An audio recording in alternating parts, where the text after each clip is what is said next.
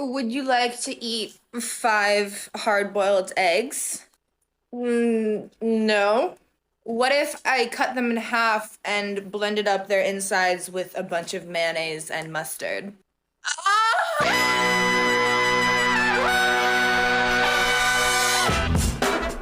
Good morning, sweet world, and welcome to the No Dunks podcast on the Athletic Network. It's Monday, March 6th, 2023. I'm J.E. Skeets here in the Classic Factory, and alongside me, as always, that's Tass Mellis. Podcast listeners, this is for you. Next to Tass is the bearded one, my top shot hot boy, Trey Kirby. Ayo. Ayo. And last but not least, over yonder, making the magic happen, super producer, JD. Well, hello. There we go. Shout out to the stream team joining us live right now on YouTube. Like the vid, please subscribe as we slowly make our way to 100,000 subs. I'm making it sound like we're really, really close, but we just hit 64K, so that was nice. So thanks to everybody that subscribes to No Dunks. We really appreciate it. Let's get to 100K though. We need a plaque. Get any and all of your No Dunks merch over at nodunks.com. Subscribe to The Athletic. Go to theathletic.com/nodunks so they know that we sent you. And hey, after you're done with today's podcast, check out the brand new episode of Is This Good? With special guest Mark Rizzo, who is a producer and a writer for film and television.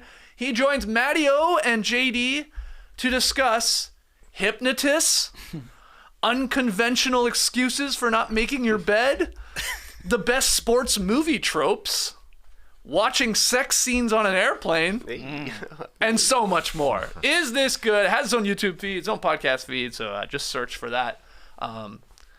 Anything you want to share about this one? Get the people excited, JD? Oh, well, Mark's coming on to promote his new movie, Champions, directed by Bobby Farrelly, so that's exciting. And he's coming on this show on Thursday, and it was a great chat. The guy is a goddamn delight. He is an OG TBJ listener. He's been listening to us for 17 years. 17 seasons. What? Basically since the beginning? Since the beginning. I haven't been listening to this show for 17 seasons. Well, I just started listening this season, but yeah. So amazing. All right. Yeah. And so he's coming on later this week. He's coming on later this podcast. week. He's a basketball sicko Okay. and just an all-around great guy. Okay, great. Looking forward to that. Let's get into it. Before we get to our winners of the NBA weekend, we did have 2 wedgies. They're always happening on the weekend, which is great. We had one on Friday night. We'll start with that one in OKC. It was Jalen Williams with a Y, because why not? Sticks the three-point wedgie. Oh, yeah. Number 38 on the year. Didn't let it breathe very long, did they? And then on Saturday, Denny Avdia, also a three-point wedgie. Real nice deep stick there against our Raps. That's 39. And shout out to our guy Devlin on the call, giving us a fun little shout out, reading our Wikipedia page. Forgetting we were called No Dunks. He is a TBJ. Starters. He's a TBJ hardcore. No Dunks. A funny little moment between him and Jack too, right? Where he said, where he was listing all the podcasts we've had, and I think Jack said, "Who doesn't have a podcast?" Devlin right away. We don't. Kind of surprising, actually, Which is when you think of it that way. It was surprising. It was funny. Yeah, they started as the Basketball Jones. Then they were the Starters.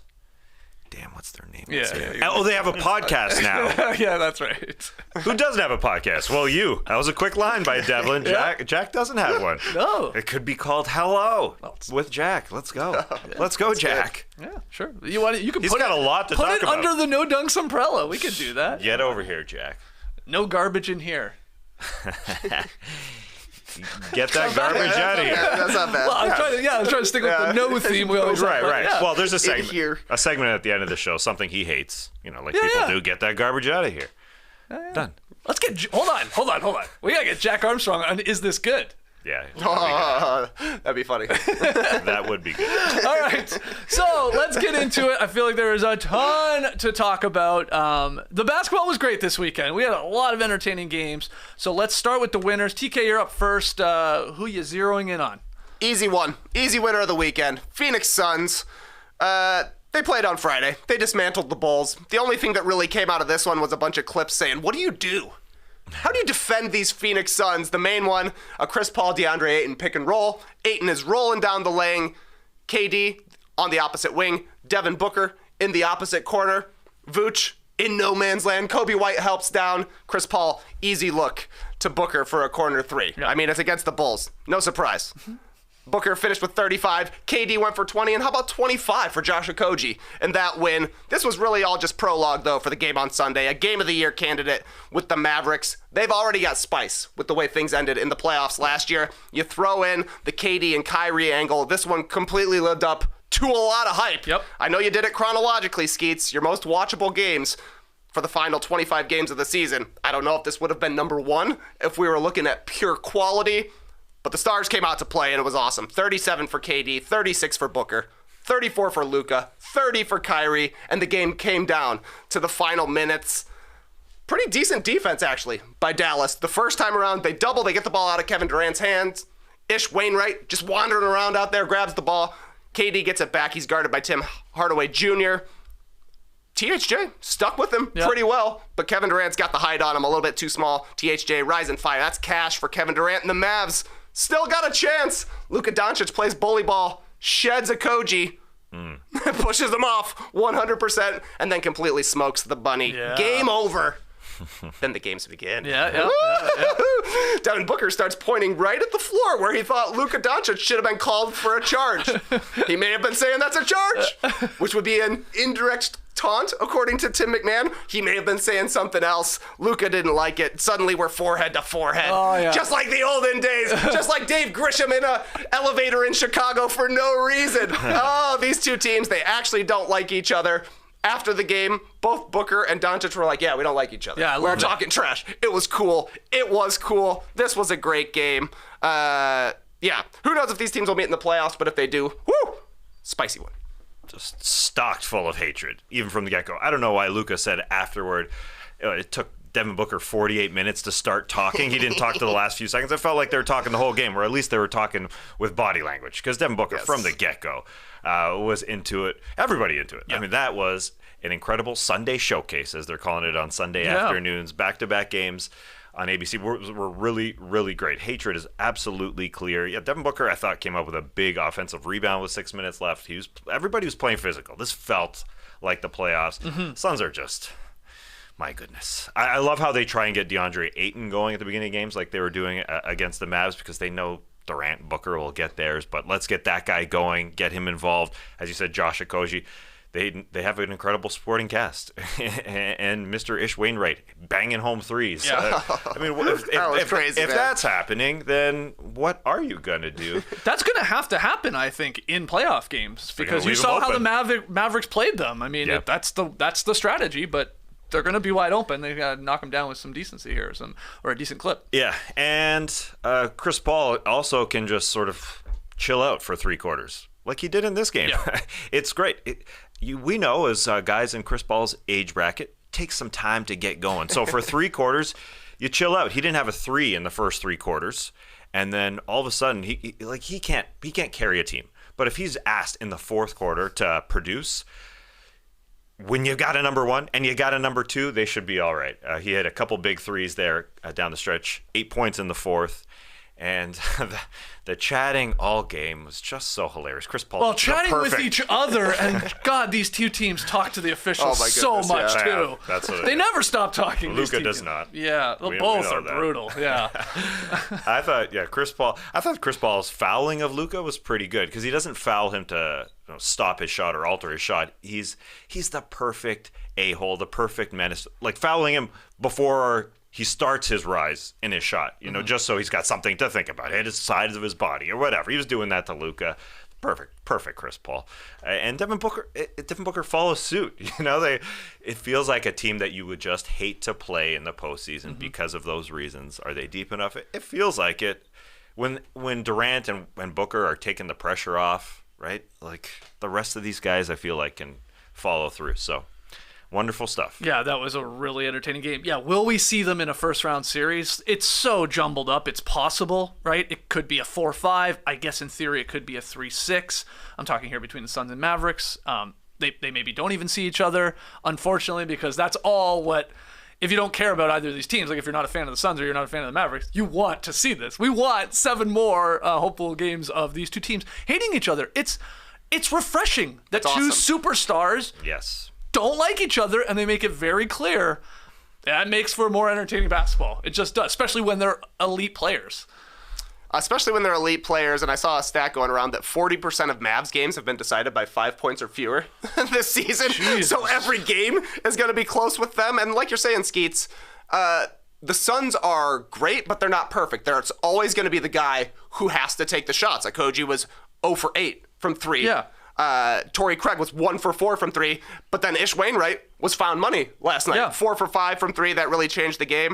And I thought Ayton made a couple of huge plays in the fourth quarter. An offensive rebound with 2 minutes left kept the possession alive, ended up being a 3 for Wainwright, and then 47 seconds left. Another offensive rebound.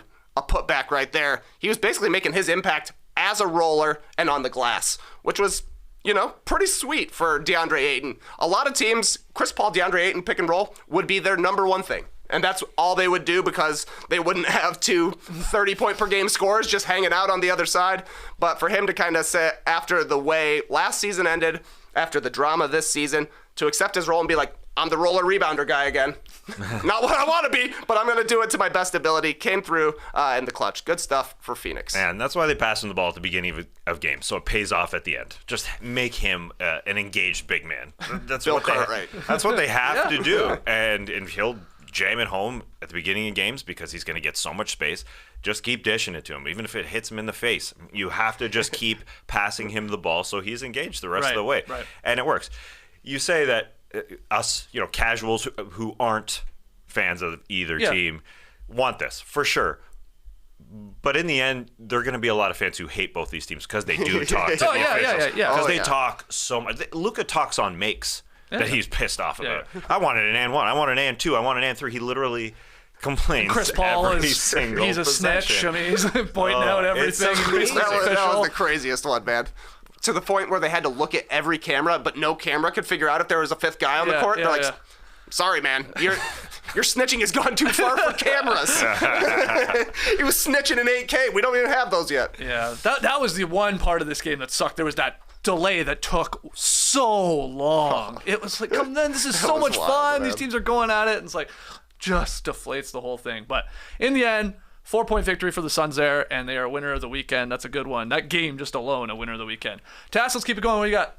I got Mikal Bridges, a guy who was traded for Kevin Durant. Yeah. The conversation was, when he was dealt from Phoenix to Brooklyn, can this guy be a number one?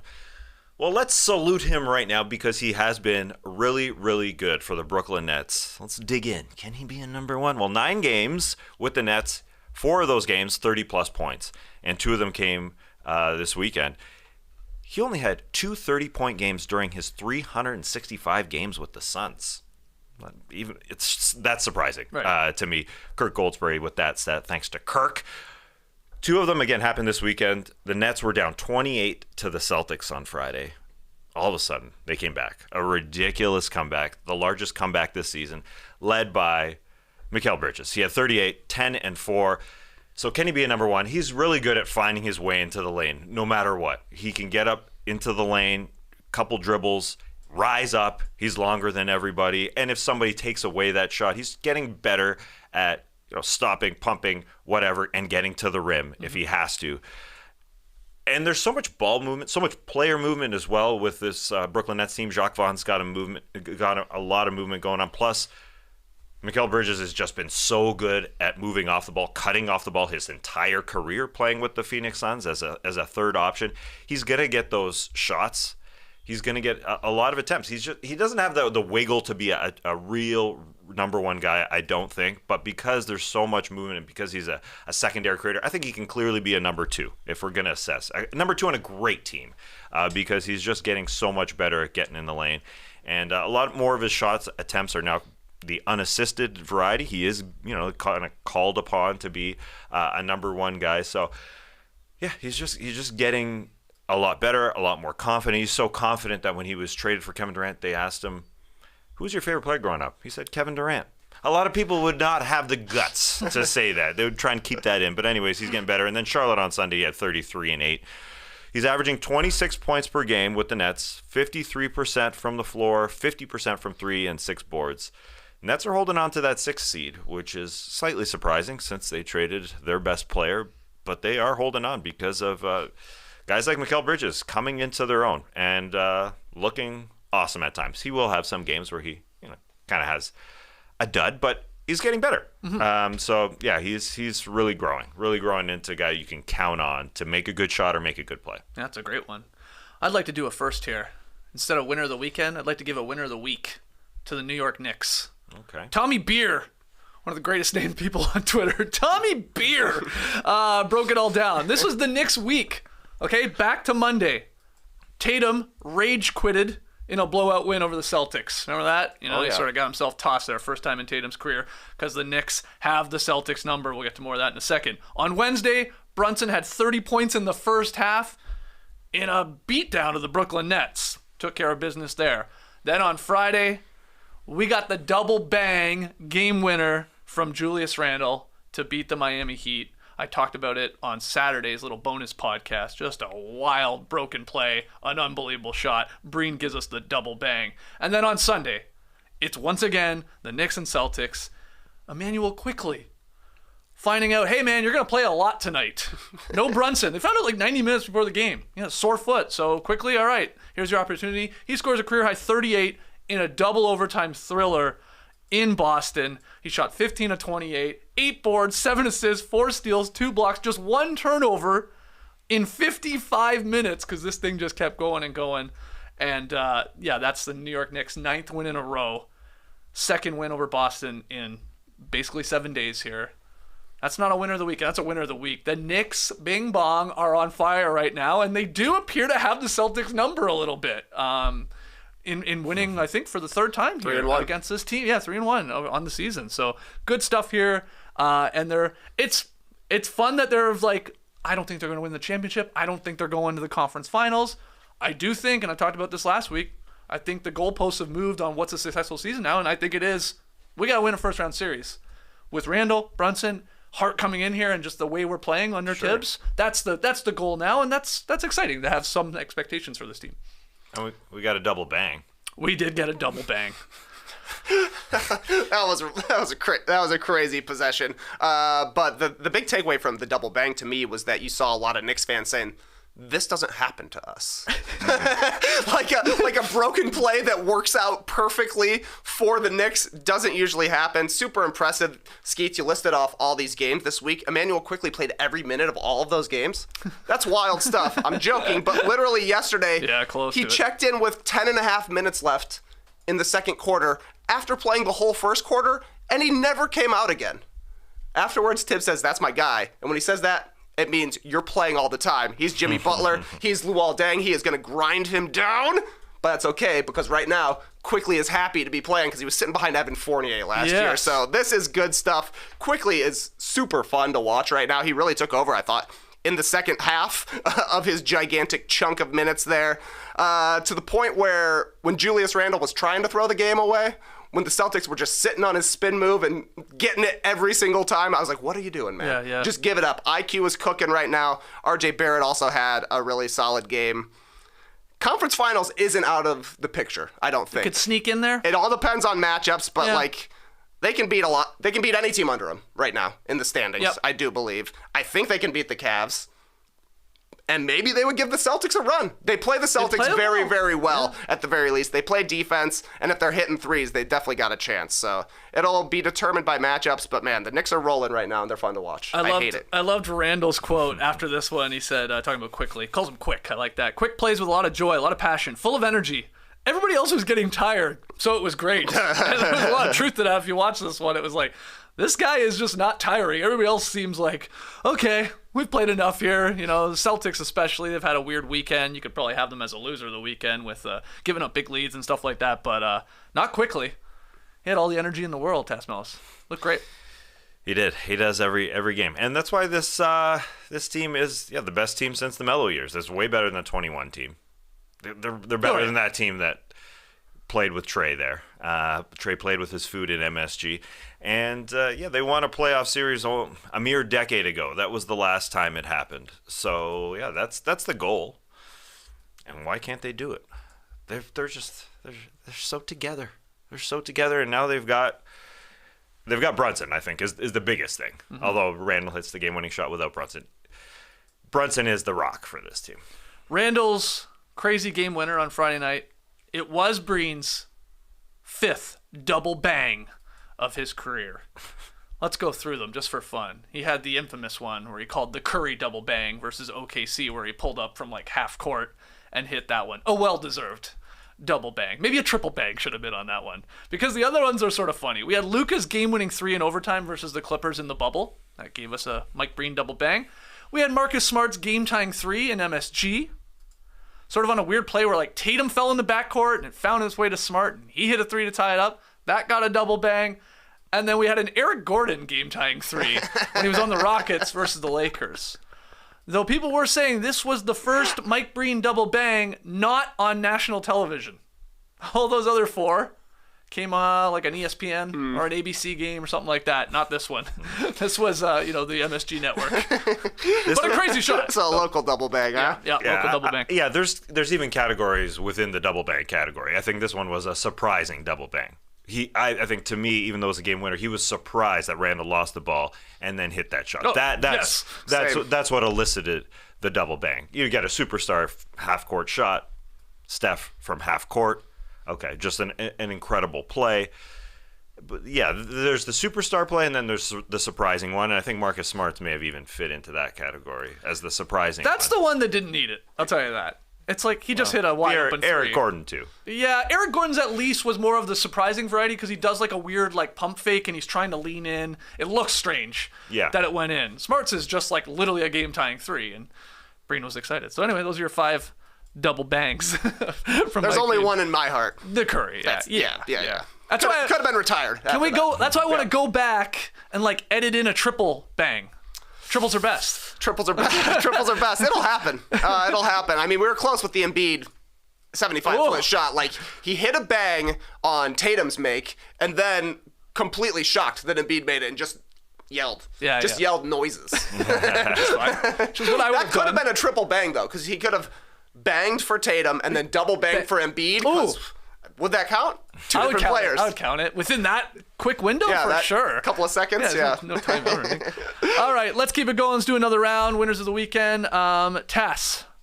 No, sorry. Let's go back to Trey. My bad. Who you got? The Sixers. Gotta get a winner of the weekend. Maybe the best win, period, of the weekend, but definitely Philadelphia's best win of the season. 76ers trailed by 18 with 2 minutes and 40 seconds left against the Bucks, who had won 16 straight games and were playing at home. But Philadelphia completely caught fire in the fourth quarter. Hung 48 points on Milwaukee, hit 7 threes, didn't turn the ball over once, and really I thought James Harden won them this game. In the fourth quarter, scored 19 points, had 4 assists. He was basically just getting Chris Middleton on him every single time. Screen, rescreen until it's Middleton. The Bucks said that they were kind of wanting Harden to drive to the hoop and have to finish over their bigs. But their bigs weren't there. So it was just a layup line, basically, for Harden, blow by after blow by, getting to the rim and finishing. But still, with 1:20 left, another huge shot by Harden, hits a massive 3 to bring the Sixers within 1. The Sixers get a stop. And then one of the best Philadelphia plays of the entire season was the Joel Embiid, basically game-winning 3. Harden and Embiid run a pick and roll. Embiid doesn't want the mid-range shot. Like, he probably could have chucked that one up. And nobody would have been upset about that jumper from, I don't know, a little bit inside the three-point line, top of the key, but he kicks to Harden. Harden could have shot that 3. Instead, he attacks the hoop, draws all kinds of help, dishes to Embiid. Middleton goes flying, wide open 3. Embiid drains it. Huge, huge win for the Sixers to take down a Bucks team who was rolling. Yep. This is big for Embiid with regards to the MVP race. I said on Friday he was 2-5 against other MVP candidates.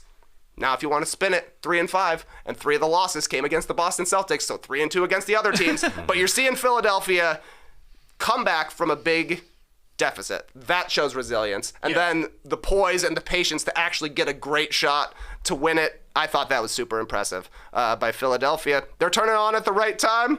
Who knows what will happen in the playoffs? That is always the question, but they have to have a little bit of encouragement going forward to be able to take down a Bucks team like this. Yeah, what'd you think of this one? Well, what a comeback. The extra possession. I call it an extra possession because, they could have easily taken a shot there. You're right. Multiple times. Make it work, baby. I had a quick flashback to Celtics Nets last year when the Celtics waited until the absolute last second to shoot against the Nets in Game 1 there, and where they just waited. Marcus Smart just waited, and then Tatum got the layup. So, yeah, it was nice. It was nice to see.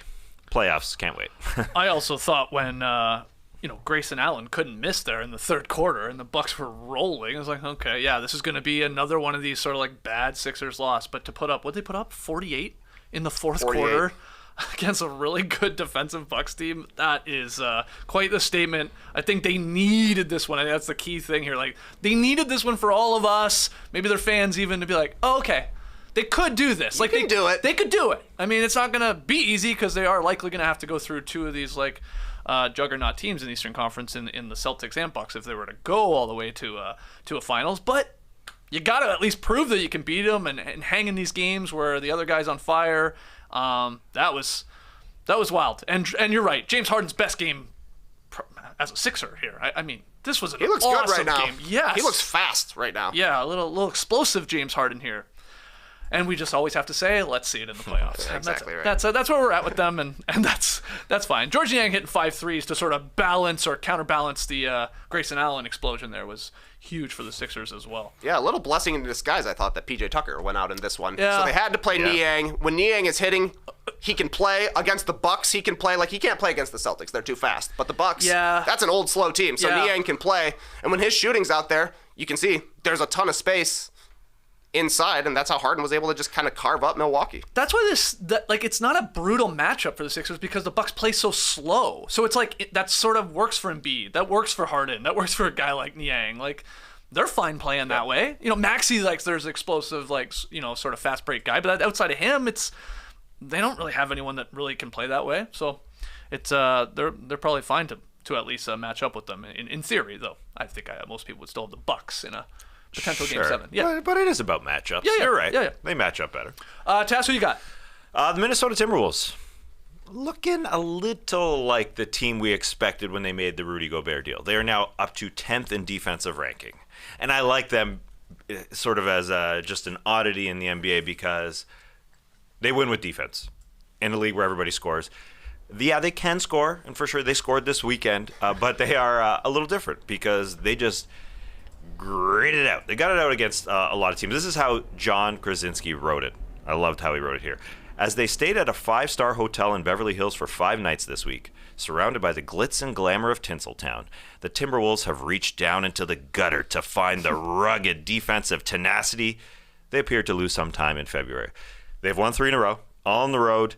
A back-to-back this weekend against the Lakers Friday where they were just blocking the snot out of Anthony Davis and friends. Anthony Davis started well, and then Chris Finch decided, okay, Rudy Gobert's got to go on him. Let's get on him instead of having him as a roamer. And it helped out big time. He had a couple big blocks.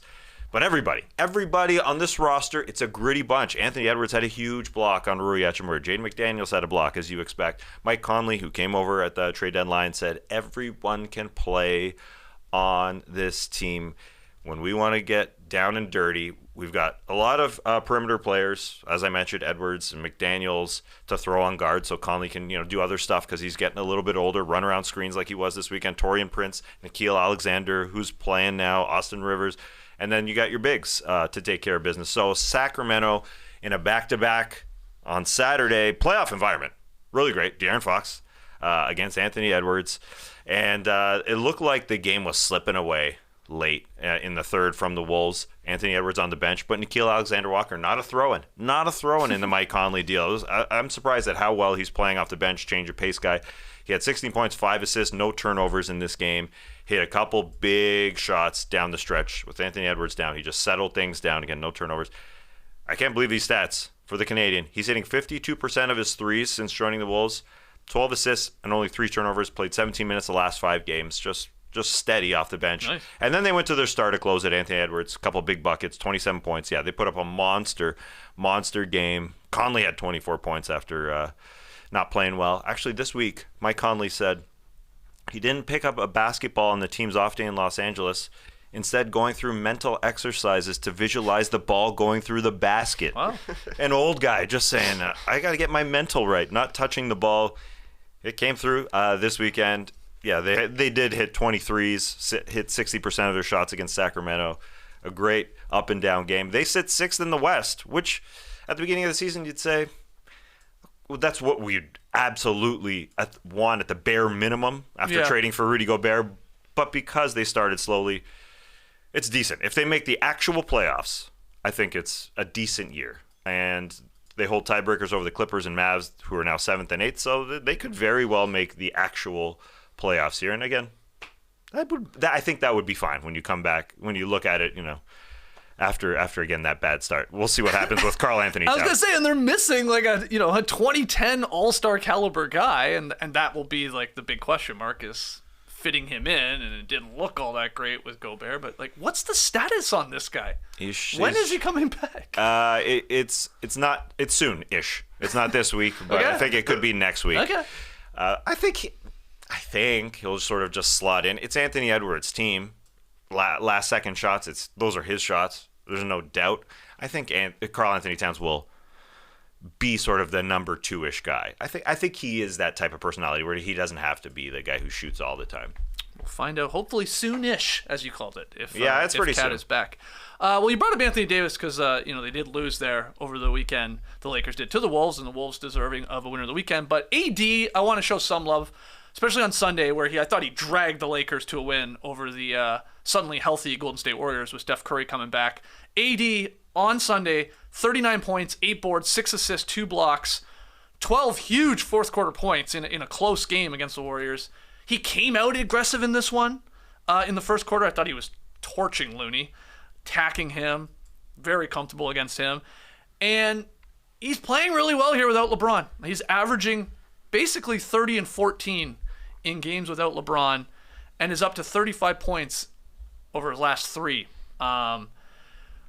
They have a very easy schedule remaining, the Lakers do. They're going to be doing this without LeBron for a couple weeks here because they're going to reassess in a couple weeks. But the opening's there, but they need AD to play like this, and they need AD to not obviously get hurt. In fact, there was a shot against Looney on Sunday where it's like Looney got like a little close under him. A foul was called, and I was like, oh, God. Like, AD went down. You're like, well, that's going to be an ankle. That's going to be a knee. That's going to be a back. And, he grabbed down and he's like, played through it. So Lakers fans are like praying he can just play, especially these 3 weeks, while they wait for LeBron to try and get back, to just keep their heads above water, stay in the play-in potential here, which they are. That was a big win on Sunday after that one that they lost there on, what was that, Friday night? Against Wolves. So, and they're also got a little lucky here with the Ja Morant, air quotes here, suspension. He's going to miss Tuesday's game, and the Lakers play them, so there will be no Ja Morant. So, that's good news for them to at least help their chances to win this game. We'll find out whether they can. But they need AD to just play like this. This is the AD they need right now, unfortunately. He's been awesome. Basically, since that second half against Dallas, he had a great half in that one in the comeback. Yeah. For the Lakers, now they are tied with the Jazz for 10th in the Western Conference. Utah is up 2-0 in their season series. They play a couple more times. But the Lakers believe, at least right now, they feel like they can win. They've got a team that makes a lot more sense from a geometry standpoint. They've got a deeper team to the point where they can actually weather LeBron's absence a little bit here, as long as Davis is putting up MVP-like numbers, which he did for the entirety of this weekend, and he's got a better shot at doing it now than he did with their team prior to the trade deadline, I think. Any other winners of the weekend that you had to tip your hat to? You're not wearing hats. Nobody's wearing hats today. I wish you were. No hats. No hats. I don't know. I don't have any really extra winners of the weekend. I mean, Fernando Alonso, 3rd place of the weekend. That's Well, pretty hold cool. on. We got a champion in the room right now. Oh, Skeets, Mark, you won the Mark championship. Rizzo? Mark Rizzo, That'll yes. be Thursday. That'll be Thursday. Champions. But your team won. We did the unthinkable this weekend. Coaches are champions too, I Coaches guess. well, are they? I didn't get a medal, I'll tell you that. What? We got a trophy. Okay. Coach Grisham gets the trophy. Assistant coaches don't get anything. But I didn't even get a medal. Our kids did an unbelievable job this weekend. We had to win. We thought we were playing 2 games to get to the finals for the next week. We ended up winning both our games this weekend on Saturday.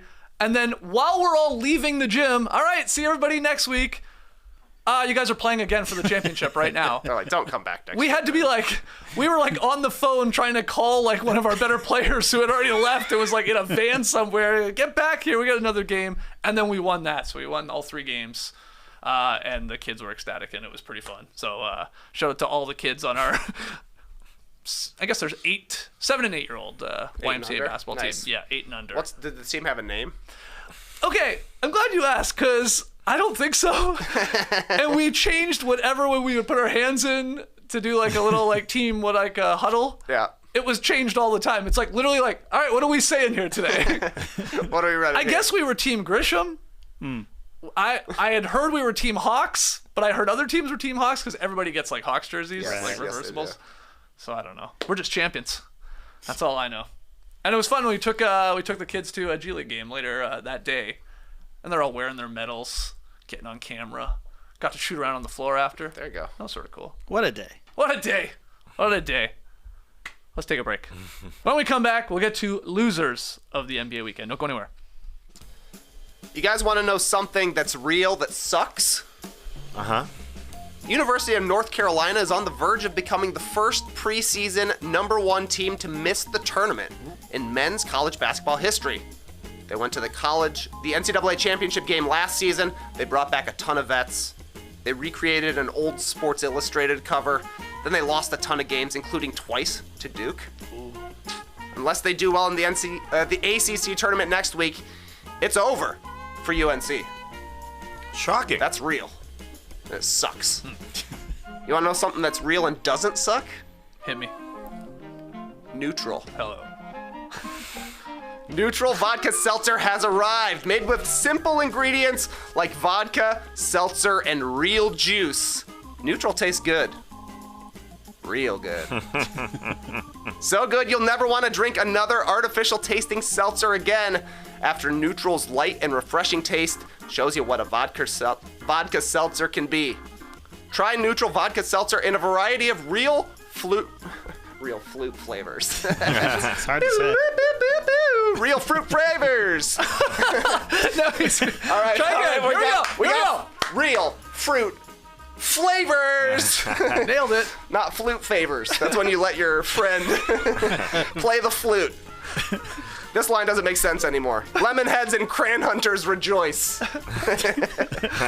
If you're a big fruit head, this is the place to be. Absolutely. Neutral is the way to go. Check them out on Instagram at NUTRL. Find Neutral in stores at your favorite bar, or learn more at neutralusa.com, NUTRLusa.com. Try Neutral. It's the one with the umlaut. By the way, I forgot to pass on this note I got from the Neutral people. Real vodka too.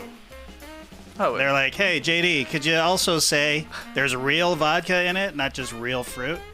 Like, oh, I didn't know that. Is the umlaut real? The umlaut is real. Okay. The fruit is real. The vodka, it's real, because some of these drinks they don't even have vodka at all in them. They're Okay, just that's like weird. whatever, Yeah, grain real. alcohol, whatever. So Everything's real. Good. Good. All right. Let's do it here. Let's get to losers of the NBA weekend. And I will get us started because I think it's pretty obvious who a big loser of the weekend is. It's Ja Morant and the Memphis Grizzlies. I mean, it was not a good weekend for this franchise. The Grizzlies announced that Ja Morant will take the next 2 games off after a video of him flashing what appears to be a gun in a nightclub surfaced on Instagram Live on his account. The NBA is investigating what happened. This was on Saturday we learned of this news. He took responsibility, Ja Morant did, in a statement released through his agency.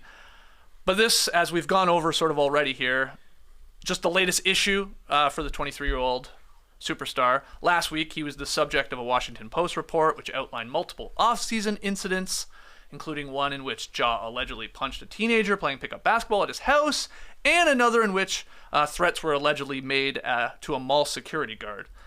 The NBA also looked at an incident in which Ja Morant's acquaintances allegedly confronted members of the Pacers traveling party. That's the now infamous sort of red laser. Bad. Obviously, there is not a whole lot to say about this except you just hope this is just a blip for his career. He gets his shit together and just cuts this out. He's like just obviously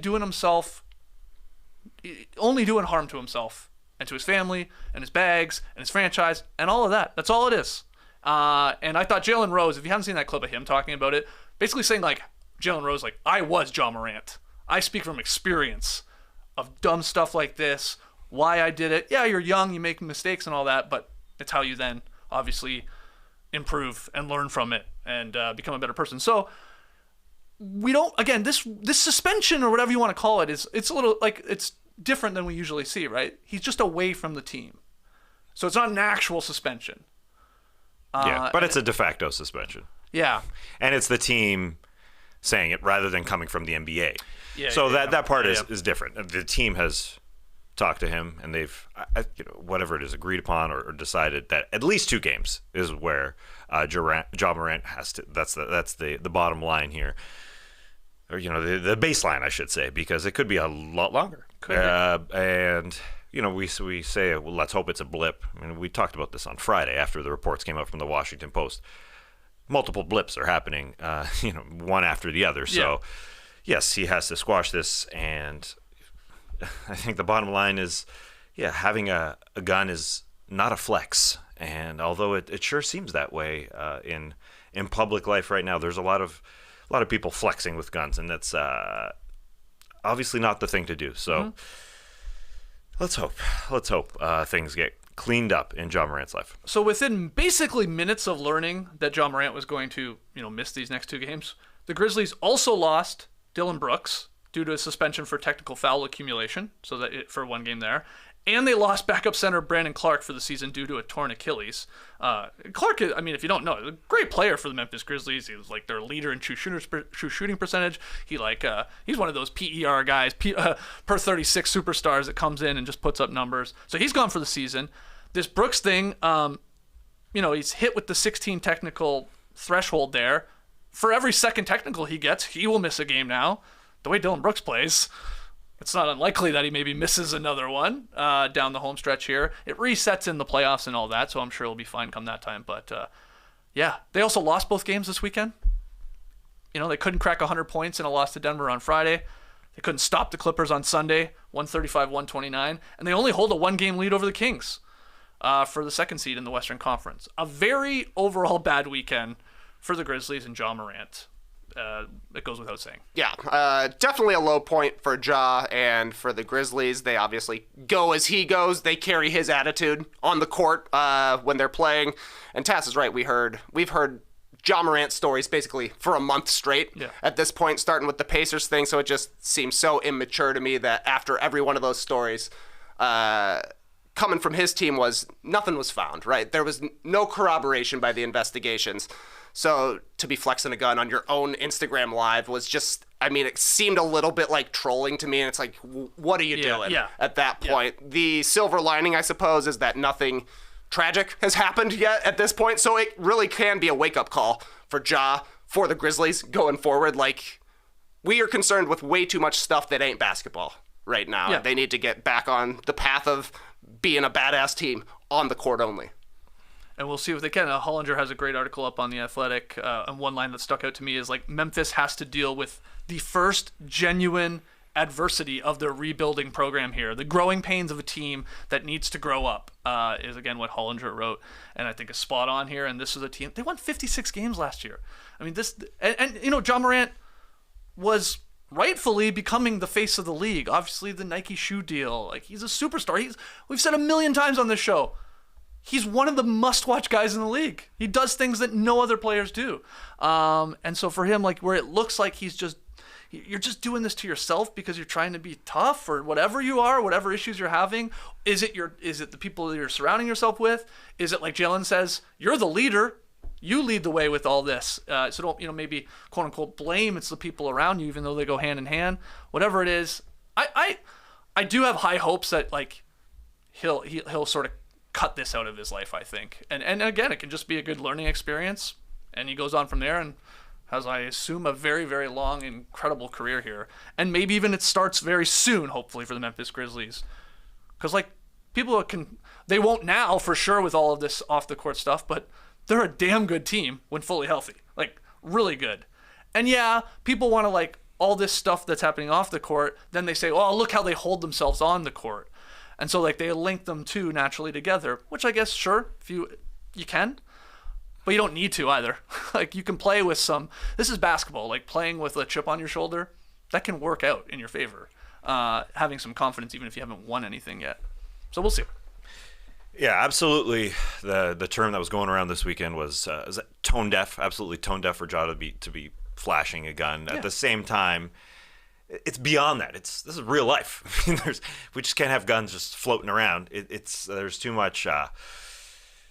There's too much flexing with guns. Period. Whether it's public officials, like politicians, real people, and not just on Instagram live videos. And Ja is a role model.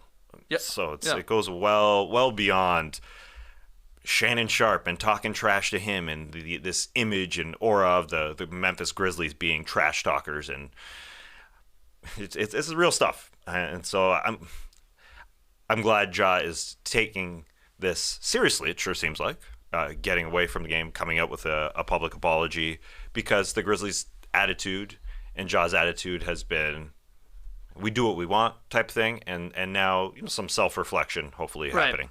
Yeah, and I'm glad you brought up the role model part, because I think what's opened my eyes after coaching for a couple of years, 7 and 8 year olds, it's like these. I mean, you guys know, you have kids, like, they're sponges. All these kids do when they play basketball is, like, they're dropping two smalls, they're pointing at their wrists like Damian Lillard. They're doing all of the things that they see their superstars do, because they want to emulate them and they think they're cool and they're superheroes to them.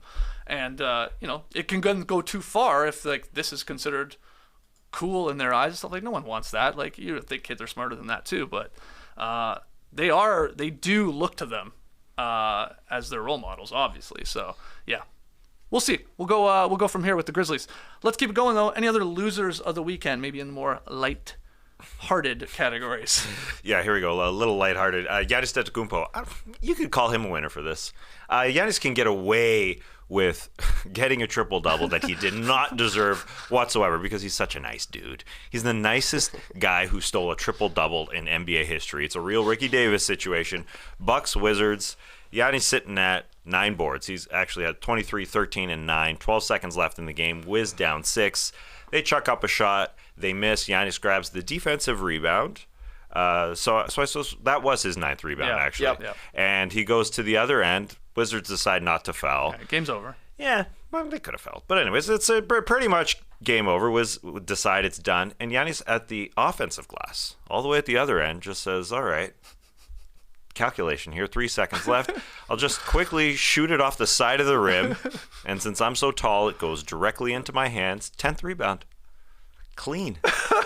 It didn't go dirty off a defensive glass. It was sort of a shot attempt. It was less dirty. It was still dirty. Less dirty? You think this is less dirty Yeah, than him because- grabbing a defensive rebound? No, throwing it off his own defensive glass. Like, he could have been like That's Oh, full yeah, well, Davis, that's, yes. full dirty. Yeah. Like that like, let's say he grabs the defensive board for his 9th rebound, and then he says, "Oh, okay, I'm standing here. I might as well just think pretend." they actually Would count you count that? Yeah. Well, or he could tip it to himself instead of grabbing the original board. Anyways, I guess I'm making an excuse for Giannis because he's perfect. I can't be mad at him for going for his 10th board, just pretty funny. shooting. And again, the shot clock was off, so he didn't need to shoot. He could have just dribbled it out. So definitely.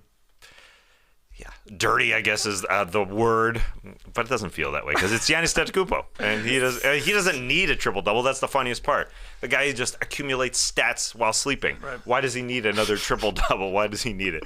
Just hilarious, really. What'd you think, TK? Shameful stuff. Yeah, there you Completely shameful stuff. 10 years ago, people cared about this, and now it leads Sports Center. Now it leads the AP recap as a funny thing. This guy's stat padding. Deshaun Stevenson hacked Ricky Davis when he tried this. Jerry Sloan called him out. Anthony Bowie did the same, and Doug Collins took his team off the floor. Yeah. Bobby Sura tried it for a 3rd straight triple-double, the exact same way with Giannis, shooting it to get the offensive rebound. He was ashamed afterwards, and they took away the triple-double. I think that's what'll happen with Giannis. I don't think they're going to count that, but yeah, I mean, even 10 years ago, this would be very much frowned upon, and now it's just a laughing matter, which I think is pretty weird because Giannis is going to get more triple-doubles. Yeah, this is not a one-time Ricky Davis thing. Yeah. Well, that's the thing. That's why you can be up in arms when you're talking about a guy who's never had one. Ricky Davis never got one, or an Andre Blatch, or that kind of thing. Yeah. You know Giannis is screwing around, I think. because Daniel Gafford should have fouled him. He was right there, wasn't he? Yeah, that was he should the have pushed him. that was the weird thing. They just let him dribble all the way Exactly. up the court. Yeah. Soft stuff by the Wizards too. Yeah, They should have wanted to fight. and foul him. I mean, there was literally 12 seconds left, 6 points. Weird stuff can happen. Why are they dribbling out the clock? I mean, yeah, he could miss free throws for sure. I mean, weird, but it does definitely matter who is trying for the triple-double in this instance, as Yeah. you went through all those other names, but it's Yanni, and it's like, no one cares. 33 career triple doubles for That was Giannis that? Antetokounmpo. So yeah. 32. Yeah, 32. Well, Could be. We'll see. I do like that it came right on the heels of Jokic basically joking that he was stat padding for all his triple doubles, and then Giannis does this. I find that part really funny too. Trey, who you got for a loser of the weekend? Doubles. Oh boy. Yeah. Not a ton of great losers, so got to give one to the Bulls. Roasted and toasted by the Suns on Friday. Followed that up by losing on a deep three from Tyrese Halliburton, who they could have drafted number 4 in 2020. In the final seconds on Sunday, the Pacers have won 6 of their last 23 games. 3 of them against the Chicago Bulls. It's so bad that pregame, they asked Rick Carlisle his strategy for the game on Sunday. He said, we want to get down by 20 in the first quarter. Since they came back from 20 twice against the Bulls. Never got that bad. Bulls only led by 10 in the first half. But it was another clutch loss for Chicago on Sunday. The Bulls are 11-22 in clutch games this season. Only the Rockets and Spurs have fewer clutch wins. They're tied with the Pistons. Those are the worst teams in the league who have that few wins. Even worse, the Wizards actually lost games this weekend. They lost to the Raptors. They lost to the Bucks. The Bulls could have made up ground instead. Now they're in 12th place behind Indiana because they have the tiebreaker. And I saw this from Casey Johnson. The Bulls' current 8.3% odds to win the number 1 pick in the draft lottery are greater than their current 5% odds of making the playoffs, according to Tankathon and 538. So I don't know if it's Jover, but it feels like it's Jover. Curtains Halliburton's. Yeah, Curtains Halliburton's mathematically still alive. Yeah, but yeah. Vooch is like, what am I supposed to say, man? We ain't clicking with 17 games left. Like, he gave the most depressing interview at the end, at the trade deadline, where he's like, well, I guess we're going for the play-in tournament at this point. And now he's like, We're not even doing well, that. I guess we're not even going to click this season. Wow. Sad Bad balls. weekend. Bad weekend. Bad weekend. A loser of the weekend for sure. We talked about some of the games already. I think the Celtics maybe are in the loser of the weekend category too, dropping that 28-point lead to the Nets on Friday, following it up, losing in a very tight game there to the Knicks in double overtime on Sunday. And, they lost Robert Williams III too. I think they're saying now 7 to 10 days with that left hamstring injury. So that sucks. That happens in Friday's game. Yeah, it just wasn't good for them. And, I'm sure they're tired of playing the Knicks because, whatever reason, they can't squeak out these wins. So I'll give them a small L. I hate to do it to our guy, Cheeves. Sorry, Chief. It is a big L. It's a big L because the one against Brooklyn, because it's the largest deficit given up this season at 28. And I will say, you reminded me of the Mikal Bridges taking over in that game. He's a winner for getting traded to the Brooklyn Nets because he hasn't had a good nickname throughout his career. And I think we're at a point here where he's getting that good that he needs a good nickname. Brooklyn Bridges is being thrown around there. That's better than everything on his basketball reference page. I got to go through them because there's some nasty ones. Oh, yeah, okay. The Warden, Noodles, because of his arms, Inspector Go-Go Gadget, String Bean, Brittle. Ugh, that's not a good name. It'd be called Brittle. And Praying Mantis. He should just be the Iron Man. Yeah, because of the game streak. What if it breaks, though? Oh, then it's over. Then he's back to Brittle. Noodles. I like noodles. But Noodles. What a nickname. Brooklyn Bridges, though, Hope he never gets traded. or to San Francisco, maybe. I hope that Brooklyn Bridge is strong. It's not a good nickname to say for him. It's fine in print. It looked like, Brooklyn Bridges to the rack. I don't know. I'm not the biggest fan of it. Yeah, but it's better than Noodles. Yeah, but nobody calls him Noodles. So, yeah, I agree with that. But it's better than noodles, okay? Oh, I guess Brittle's got alliteration too. Brittle Bridges. Who's the a-hole that came up with that? Brittle Bridges. The guy never misses Never miss a games game. either. That's a He's weird one. skinny. I don't get that one. What are we missing That's on that wrong. one? Yeah. That's just wrong. All right. So Brooklyn, is it there? Brooklyn Bridges? Is No, it not added? yet. Not yet. Come on, Basketball Reference, get that up there. All right, let's hear from you guys. Hold on. I don't know if this is a winner or a loser, but the Rockets beat the Spurs twice this weekend. My must-watch games, I said. Yeah, did you tune in? No. Yeah, I didn't think so. But yeah, now Detroit and Houston tied for the worst record in the league at 15-49, and the Spurs are 16-49.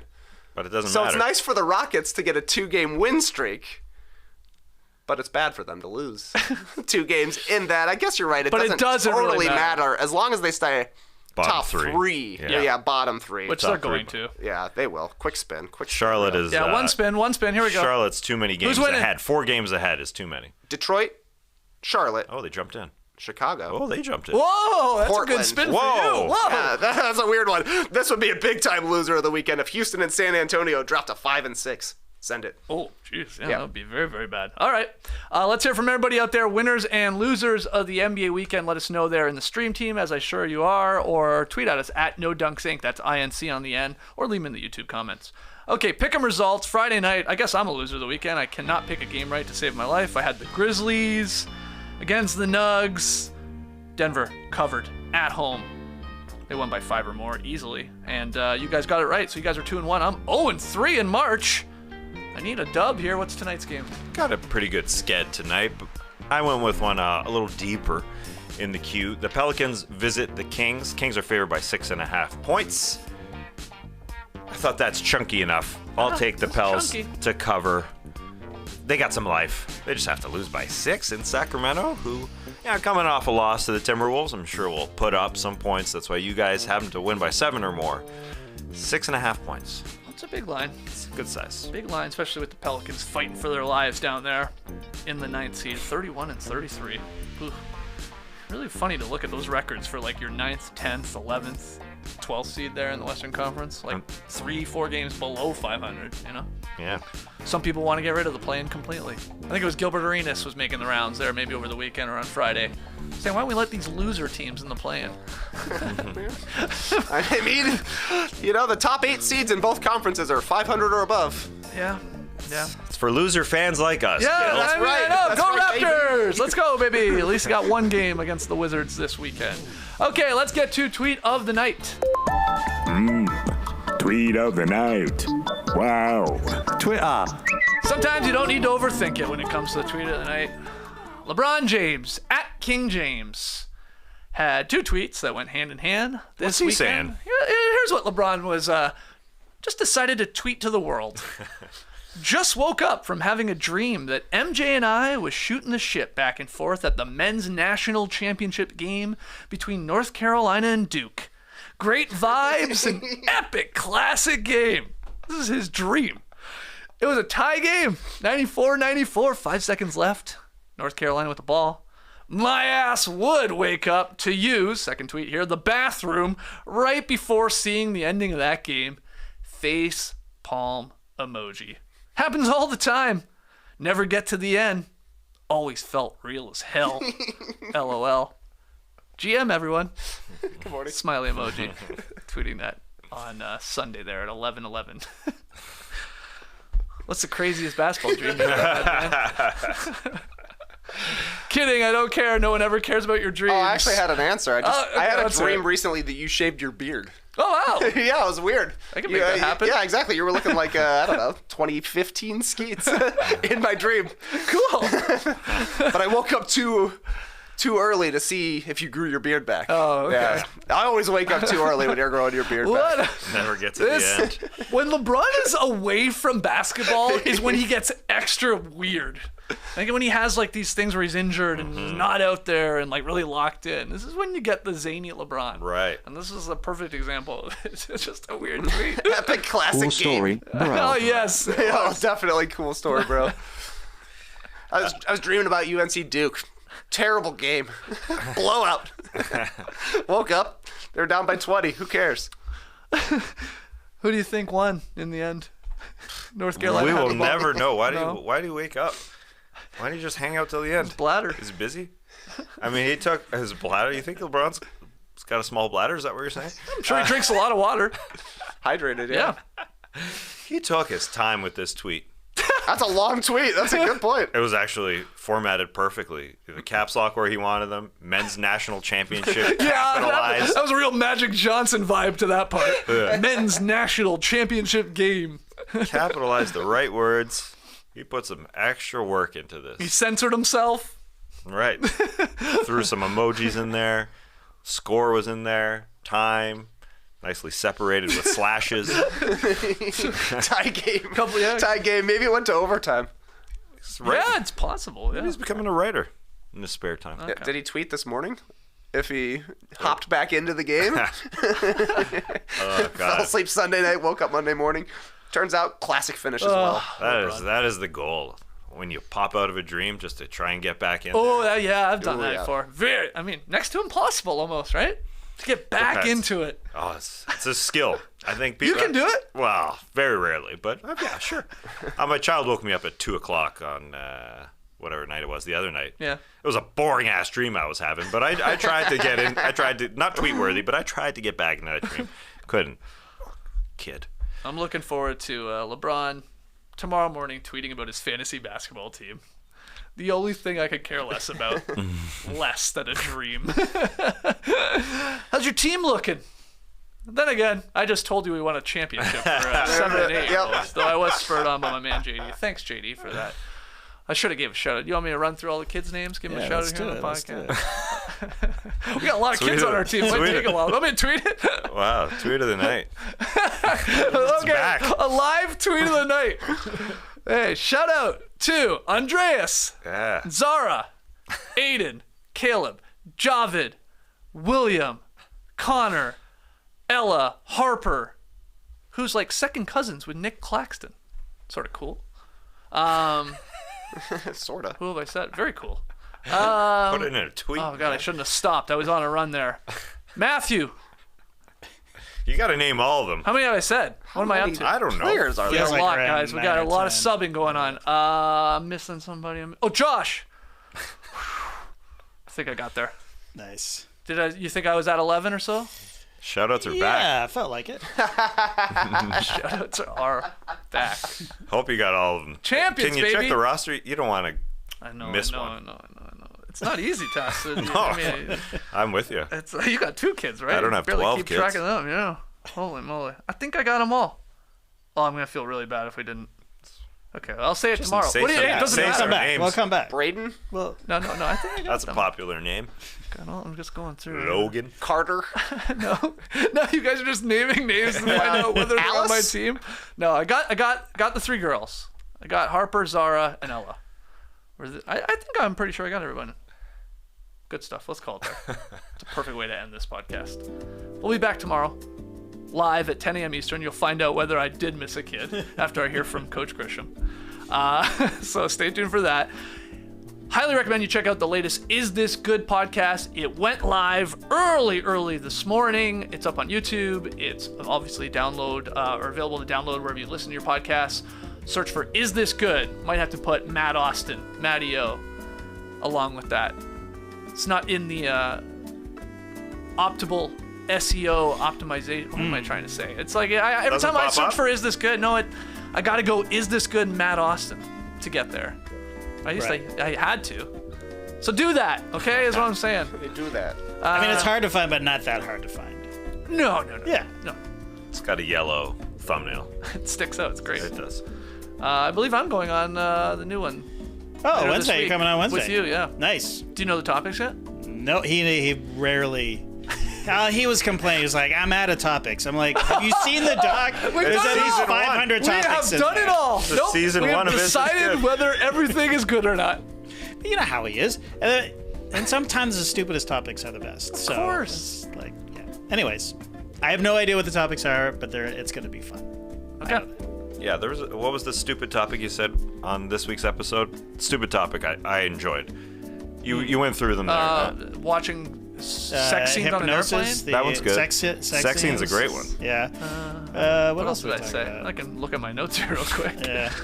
Nice Unconventional excuses for not Yeah. making your bed. That's a That's a weird good one. one. Oh, yeah. Making I your like bed. that. Yeah. Excuses. I like Making that. your bed is this good? Straight up topic. That's a straight up making your bed in the morning. Okay. And then it goes off on a tangent. And that's why we're there. We're there for the tangents. That's the all tangents. about. Exactly. We're going this way. We're going that way. All right. Guys, we'll see you tomorrow morning, live at 10 a.m. Eastern. Until then, Clipper Bros. You heard it here first. Have a great time. Turn up. Love you guys. Awesome. Thanks for joining us. And remember, no dunks. Come for the tangents, stay for the tanned gents. Got some sun this weekend, huh? Everybody? Yeah. Brace the weekend, people. What the? Brace the day, people. What am I talking about? You said weekend. Fruit flavors.